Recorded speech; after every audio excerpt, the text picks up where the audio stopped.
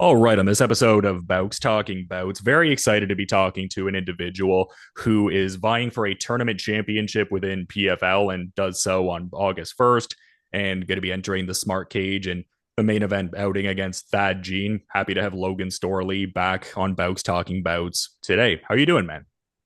Doing well here in Atlantic City. I'm ready to compete. Yeah, and I guess to the point of, I guess, some potentially differing aspects of the competition because you were in that more points based structure last season and everything like that, and utilizing that straight line tournament bracket this year. Do you happen to have a preference between either approach just because you've gotten the benefit of doing both, I suppose? Yeah, I like win in advance, bracket style, and you don't have to worry about points and that. You worry about taking care of your fight and then just advancing.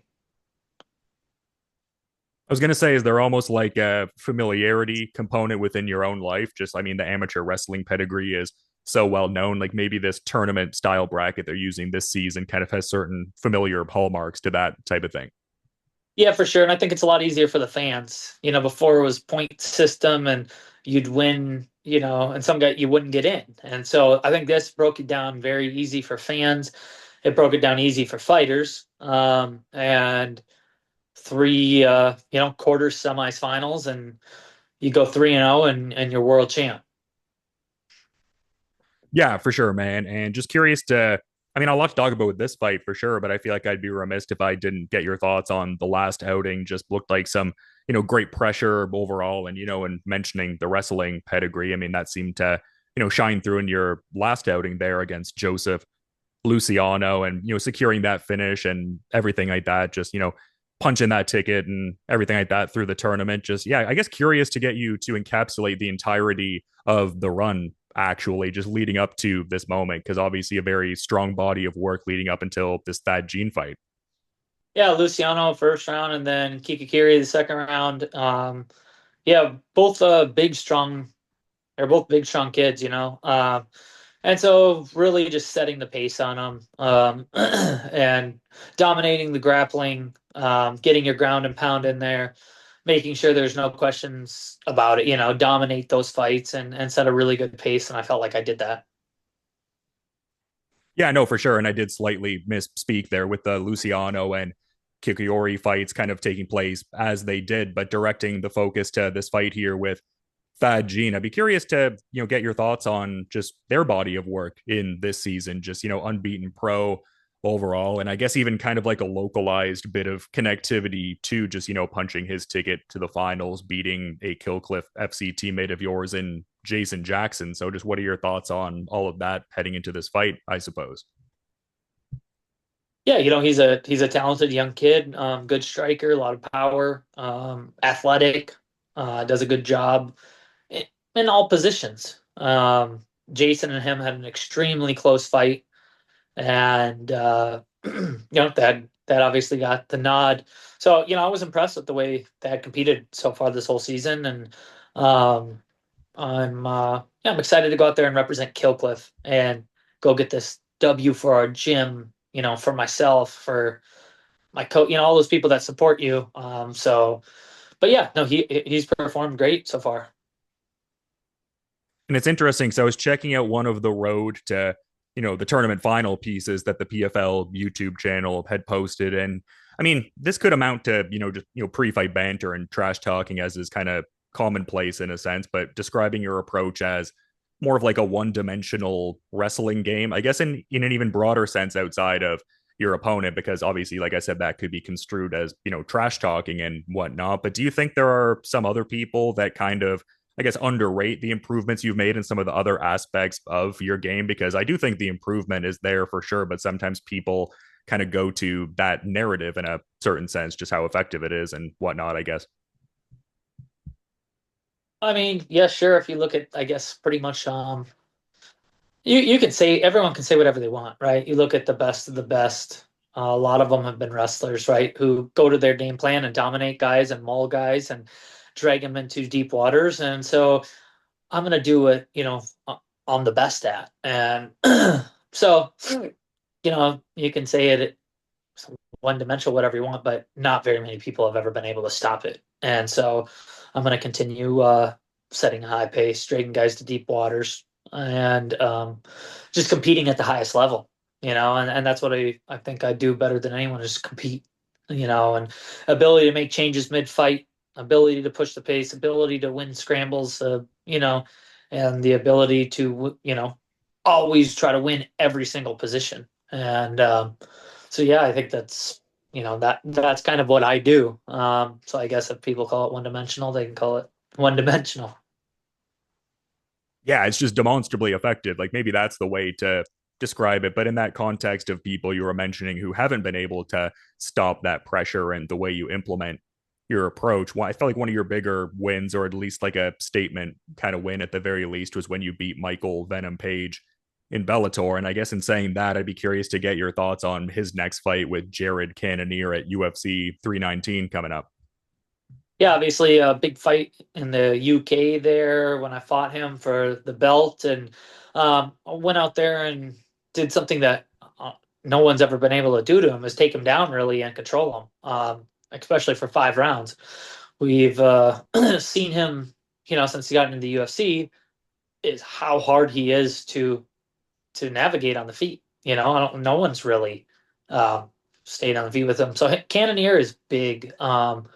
But Cannonier is nowhere near as fast as MVP. So it'll be really interesting, I guess, how it all plays out. But MVP's speed and distance control it's a different level.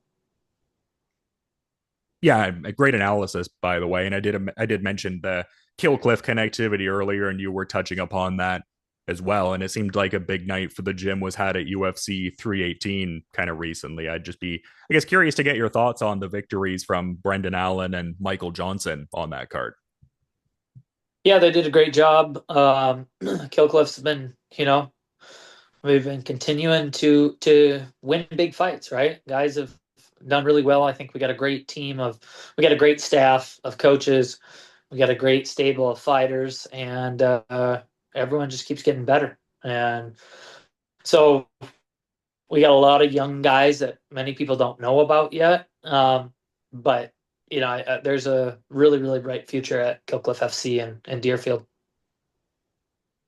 Yeah, and I mean, just like you said, some of the great minds shaping that next wave of fighters and stuff like that. And I mean, Robbie Lawler has been such a fixture in your corner, and you guys have such great connectivity to each other. And I mean, a very, well regarded welterweight champion in the UFC. So I would think that having someone kind of in your corner through all of this would prove invaluable as you pursue your own championship accolades at welterweight and all.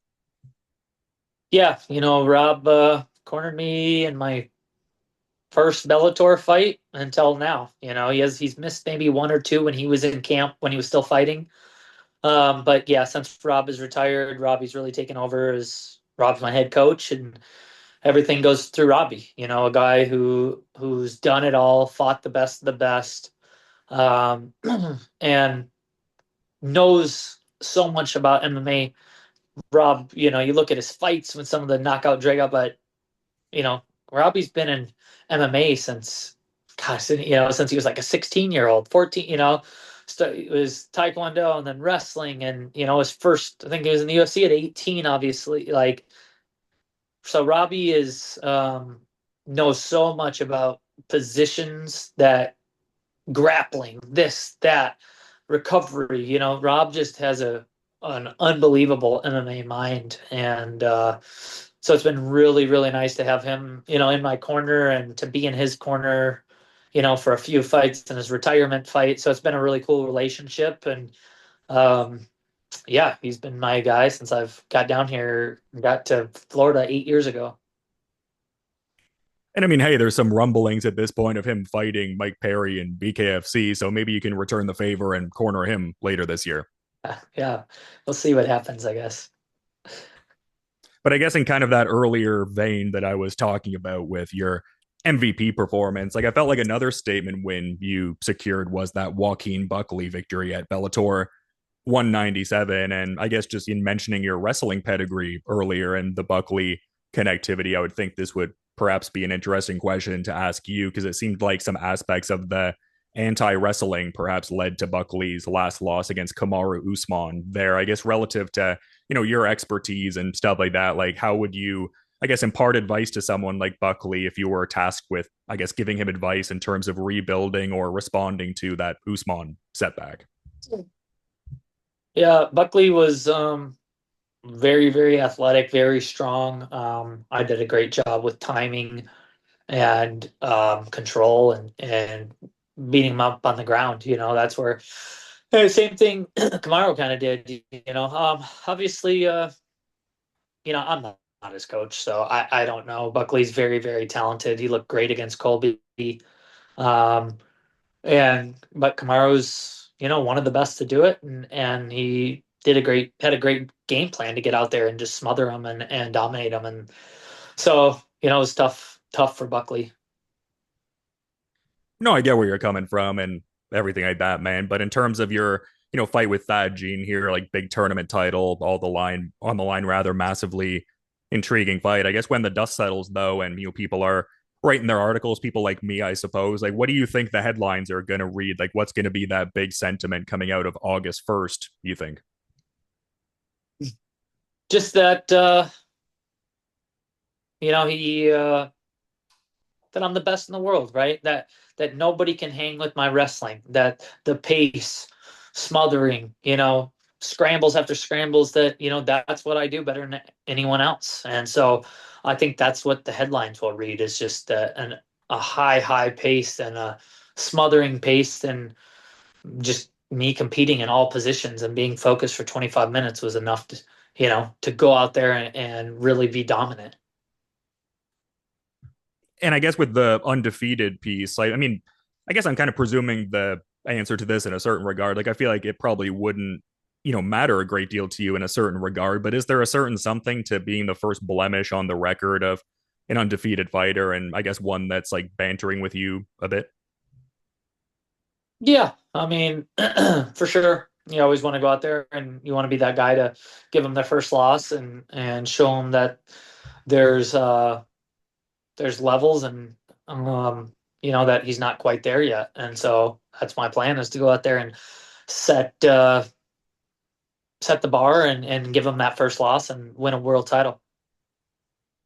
And it's been great getting to talk to you, Logan. I really appreciate you making the time, but I figured I'd give you the floor in case you maybe had a final parting thought you wanted to add as we're kind of wrapping up here on Bowks Talking Bouts. I appreciate you coming on the show today, man. Yeah, no, thanks for having me. Appreciate all the fans that watch and support us. And, I want to give a shout out to Get Biofuel, my sponsor, and GPAC. So without sponsors, they just make things so much easier. And we always appreciate the support. Yeah, no, love to hear that, man. And I'm gonna love this PFL World Tournament culmination here. And yeah, stoked for this August 1st headliner against Thad Gene. And again, to reiterate, super appreciate you making the time. All the best with the remaining proceedings of fight week and all. And just yeah, you have a good rest of your day too, Logan. Thank you. Thanks.